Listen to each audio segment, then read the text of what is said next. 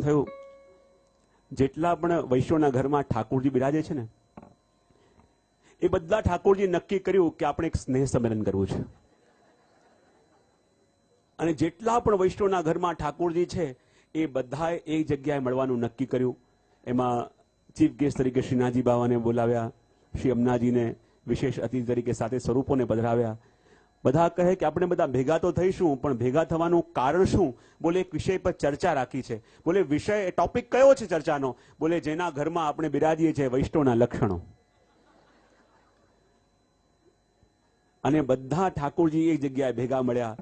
આમ બધા નાના લાલન બી હતા, ચિત્ર સ્વરૂપે પણ હતા, અને બધા ઠાકોરજી સુંદર રીતે ગોઠવાયા. ઉપર સિંહાસન પર શ્રીનાથજી બાવા, સાત સ્વરૂપ શ્રી અમનાજી પધાર્યા. અને જ્યારે બધા સ્વરૂપો હવે આ ટોપિક ચાલુ કરવાના હતા, વિષય ચાલુ કરવાના હતા, ત્યારે બધા ઠાકોરજી કહેવા લાગ્યા, અરે શું કરીએ, આ જે પણ વૈષ્ણવના ઘરમાં આપણે બિરાજીએ છીએ એ સેવા તો આપણી બહુ પ્રેમથી કરે છે, બહુ ભાવથી કરે છે, પણ ફરક એટલું એને જેવું ગમે છે એ રીતે બહુ સરસ. અચ્છા, ત્યારે બધા એક નાનકડા લાલન બિરાજતા હતા, એમને પૂછ્યું કે બતાવો પ્રભુ આપને ત્યાં કેમ છે?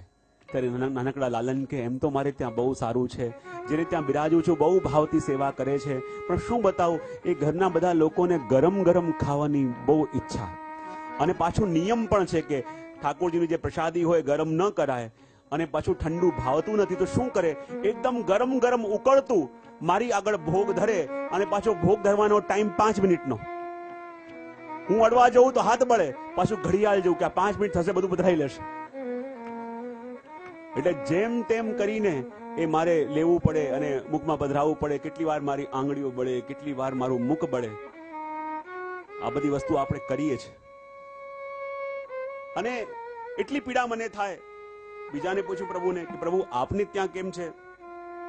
ત્યારે બીજા પ્રભુ કહે કે શું બતાવું, હું જે વૈષ્ણવને ત્યાં રહું છું એને એમ અંદરથી બહુ ઈચ્છા થાય કે હું પ્રભુને માખણ અરોગાવું, પણ માખણ બનાવતા એને આવડતું નથી, તો રોજ એક કટોરીની અંદર એક કેળું લે, એ કેળાને મસલે અને કહે પ્રભુ આને આ માખણના ભાવથી અરોગજો. અને વર્ષોથી કેળું અરોગીને હું ભૂલી ગયો છું કે માખણનો સ્વાદ પણ કેવો હોય. ત્રીજાને કહ્યું પ્રભુ આપ કેમ અરોગો છો? ત્યારે કહે કે શું બતાવું, હું જે વૈષ્ણવને ત્યાં બિરાજું છું એ બધા બહુ હેલ્થ કોન્શિયસ છે. હેલ્થ કોન્શિયસ છે એટલે જે મારી સામગ્રી બનાવે એમાં ખાંડ પણ ન પધરાવે, અને પાછા કીર્તન ગાય, મીઠી ખીર જો ભાવે લાલકો, મીઠી ખીર જો ભાવે. આગળ કહે કે શું બતાવું, બીજા ઠાકોરજી કહે કે શું બતાવું, જેને ત્યાં હું બિરાજું છું એને મારા ભારે ભારે શૃંગાર કરવાનો બહુ શોખ, અને ભારે શૃંગાર કરવા માટે થઈને એટલી મોટી ગોળી અહીંયા ધરાવે, અને ગોળી ધરાવે, ભારે શૃંગાર કરે કે હું નીચે પણ ન જોઈ શકું. તો ત્રીજા ઠાકોરજી કહે કે આપણી ત્યાં કેમ છે? બોલે એમ તો બહુ સારું છે, પણ ઘણી વાર મને બહુ પીડા થાય છે. કે શેની પીડા?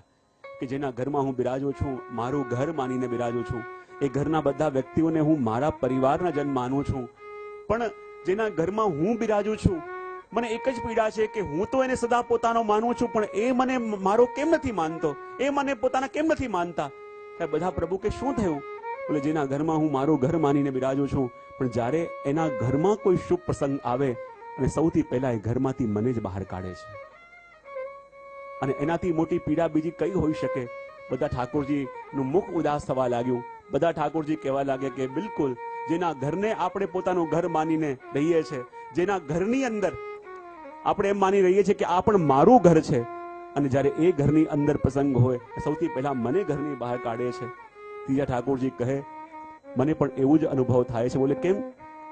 કે જ્યારે જેના ઘરમાં હું બિરાજું છું મને પણ બહુ થાય કે જેના ઘરમાં રહું છું આ મારા જીવો છે, આ મારા છે, અને જ્યારે બહાર ક્યાંક ફરવા જાય, અને બહાર ફરવા જાય તો બધાના માટે કંઈક ને કંઈક લઈને આવે, અને જ્યારે ઘરમાં આવે અને ઘરના બધા બાળકો ભાગતા ભાગતા એની પાસે જાય, ત્યારે પ્રભુ કે હું પણ એ બાળકોની સાથે ભાગતો ભાગતો એની પાસે જાઉં કે મારા માટે પણ કંઈક લાવ્યો હશે, પણ જ્યારે એનો સામાન ખુલે બધા બાળકો માટે કંઈ ન કંઈ નીકળે, ઘરના બધા વ્યક્તિઓ માટે કંઈ ન કંઈ નીકળે, અહીંયા સુધી કે આસ પડોશના બાળકો માટે પણ નીકળે.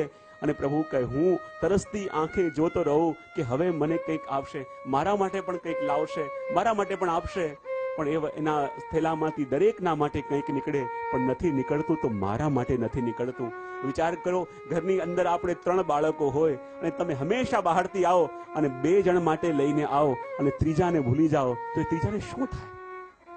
તો આપણા ઘરમાં પણ જ્યારે ઠાકોરજી બિરાજે છે એ પણ આપણા બાળક છે, અને જ્યારે આપણે ભાગતા ભાગતા બહારથી આવીએ તો આપણને ખબર નથી હોતી કે આ 2 બાળકો તો આપણને દેખાય છે, પણ ત્રીજો બાળક કદાચ દેખાતો નથી, પણ એ પણ રાહ જોઈને ઊભો છે કે આ જીવ કે જેને ત્યાં હું બિરાજું છું એ મને પોતાનું માનશે, એ મારા માટે પણ કંઈ લઈને આવ્યો હશે. પણ જ્યારે જ્યારે પણ આપણે બહારથી આવીએ છીએ આપણા ઝોલામાંથી બધાના માટે નીકળે છે, પણ આપણે ભૂલી જઈએ છીએ તો આપણા ઠાકોરજીને ભૂલી જઈએ છીએ. વિચાર કરો, એ પ્રભુને કેટલી પીડા થતી હશે. જ્યારે એ આપણા બાળકની જેમ આપણા ઘરમાં રહે છે તો એમને કેટલી પીડા થતી હશે. પણ એ પીડાનો અનુભવ કરીને પણ, એ પીડા સહીને પણ આપણી જોડે રહે છે, કારણ કે આપણને પ્રેમ કરે છે. અને જ્યારે બધાએ પોતપોતાના અનુભવ કયા, પણ છેલ્લે નક્કી કર્યું કે ભલે આપણને ગમે તેમ રાખે છે, આપણને ગમે તેવી રીતે રાખે છે, પણ છતાં આપણા વૈષ્ણવ તો આપણને સદા સૌથી વહાલા રહેશે. એ ભલે આપણને એમના માને કે ન માને, પણ આપણે તો સદા એમને પોતાના જ માનીશું. કારણ કે શ્રી વલ્લભે જ્યારે કૃપા કરીને એમને ઘેર આપણને પધરાવ્યા અને ત્યારે વલ્લભે કહ્યું કે હે પ્રભુ, આપને હું જ્યારે આ વૈષ્ણવના ઘરે પધરાવું છું તો પ્રભુ આપે તો અમારે ત્યાં 56 ભોગ અરોગ્યા છે, પણ એ સાધારણ વૈષ્ણવ પ્રભુ આપને પ્રેમથી અરોગાવે તો પણ આપ અરોગજો. ત્યારે ઠાકોરજી સામે વચન આપે છે કે વલ્લભ, જેના ઘરમાં આપ અમને પધરાવો છો તો ભલે આપને ત્યાં તો અમે 56 ભોગ અરોગ્યા, પણ એ સાધારણ વૈષ્ણવ સૂકો રોટલો અને મીઠું અરોગાવશે ને તો એ પણ અમને 56 ભોગ કરતા વધારે સુખ આવશે, કારણ કે આપ એમને ત્યાં પધારો છો. આપણે ત્યાં તો ભલે અમે ભારે ભારે વસ્ત્રો ધર્યા, પણ એ સાધારણ વૈષ્ણવ એક સાધારણ સૂતી વસ્ત્રો મને ધરાવશે તો એ પણ મને ભારે ભારે જરીના વસ્ત્રો કરતા ઉત્તમ લાગશે, કારણ કે જેને ત્યાં હું બિરાજું છું એને પોતે મને આ અર્પણ કર્યું છે.